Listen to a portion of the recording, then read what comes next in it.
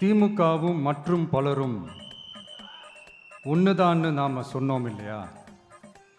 ரெண்டு பேரும் விட்ட தேர்தல் அறிக்கையை எடுத்து பாருங்க. அதாவது 1-2 பாயிண்ட் கொஞ்சம் ஒரே மாதிரி இருந்தா பரவாயில்ல.